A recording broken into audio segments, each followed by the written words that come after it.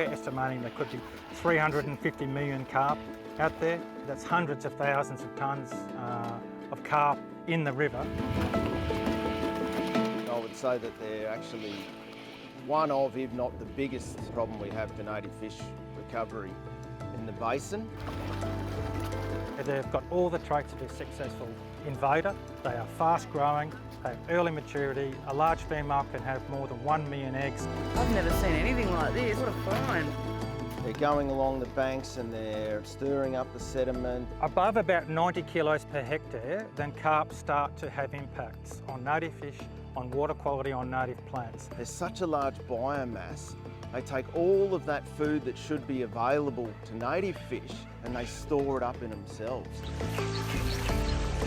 At the moment, in some places, they're 800 kilos, 1,000 kilos per hectare. So they're 10 times.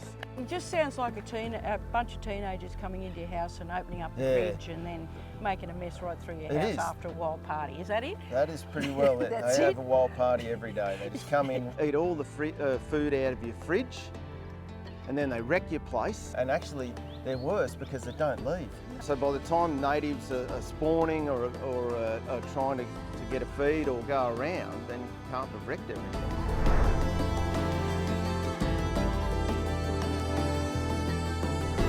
Carp are an invasive and destructive pest introduced into our waterways more than 100 years ago for recreational fishing. A new strain of the pest in the 1970s saw a boom in carp numbers, with population numbers of up to 375 million fish. Flooding in the Murray-Darling Basin region has caused a mass influx of invasive fish species. Experts say the explosion in carp numbers has reduced water quality, damaged riverbanks and contributed to an algae bloom. Farmers also fear the carp will impact daily farm operations and cause a decline in native fish species. There are now enough carp in our waterways to fill the MCG 3.5 times over. Native fish are at about 10% of their pre-European abundance. Carp are playing a major role in depressing those populations. If they make up between 60 and 90% of the biomass, that's 60 to 90% less food in the system or less ability for native fish. They're one of the top 3 threats to Australian inland waters, to native fish, to the rivers themselves. So they're having a huge impact on those values, and they're the reasons we want to control carp.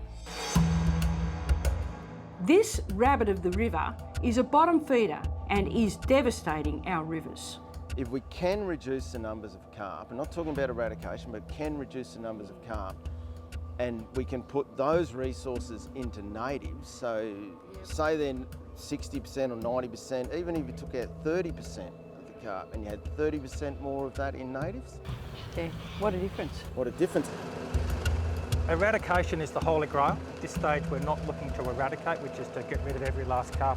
We're looking to drive carp numbers down. So down below what we call density impact thresholds, which simply means that if you have 90 kilos of carp in a hectare, then you won't have native fish and you won't have aquatic plants and you will have raised water turbidity. So if you can drive them down below those thresholds using the science, then you get the response. The impacts of European carp are like a house of horrors for our rivers. They cause massive degradation of aquatic plants, riverbanks and riverbeds when they feed. They alter the habitat critical for native fish, and they can make riverbeds look like the surface of the moon, denuded and dimpled, devoid of any habitat. They go down into the substrate, into the mud at the bottom of the riverbed, and they sieve it up. They suck up that mud and sieve it out, and they sieve out the food items, and that's the destructive behaviour that uproots plants, upsets native fish and increases the water turbidity. So that's what we're trying to stop. We need a multiple measures approach to reducing those numbers. If you take a coordinated approach and you reduce those numbers, even if it's down to 50%, that allows 50% more biomass or 50% more food and opportunity for native fish to then take hold. And if we can tip that balance, if we can just tip it so that natives get on hold, they'll start to control carp. Juvenile carp, when first spawned, attach to aquatic plants logs or other submerged debris and are usually found strongly associated with aquatic plants in marsh areas or river backwaters. I've seen them spawn on beer bottles and cow pats. They lay adhesive eggs that stick, and so they target aquatic vegetation to lay their eggs, and those eggs stick there, they're nice and safe, then the larvae hatch out and then they move away from there, often downriver, often hundreds of kilometres. Carp have an awesome ability to disperse through the river system. Our best solution to dramatically reduce carp numbers is the cyprinid herpivirus 3, CYHV-3. It has been well researched and proven in trials to cause a fatal disease in carp. The carp virus is wild in other countries. Australia is one of the first countries where there may be a controlled release. That decision hasn't been made by the federal government, but we expect progress towards that decision over the next couple of years. All the scientific studies that have been done internationally and nationally show that it doesn't impact other species, so it is carp specific. It's one of the most effective strains globally that's been identified by CSIRO and partners. Science is done and we need to get on with it. Should it be released, the modelling, the computer modelling simulations we have, we expect a 40 to 60% carp knockdown should that virus be released.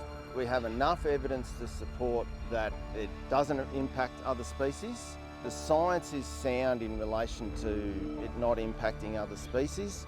The will is there, but the investment in something like a carp virus can't be underestimated. Carp are incredibly adaptive and resilient. They are truly formidable ecosystem engineers, which means they directly modify their environment, just like rabbits, and that design leads to the aquatic destruction of our waterways.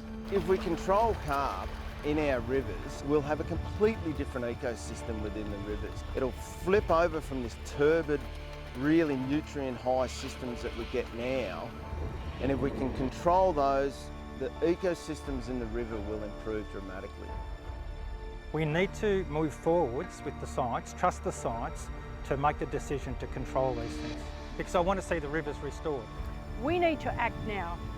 Water buybacks are not the solution to saving our rivers. Carp eradication should be made the highest priority to fix the Murray-Darling Basin.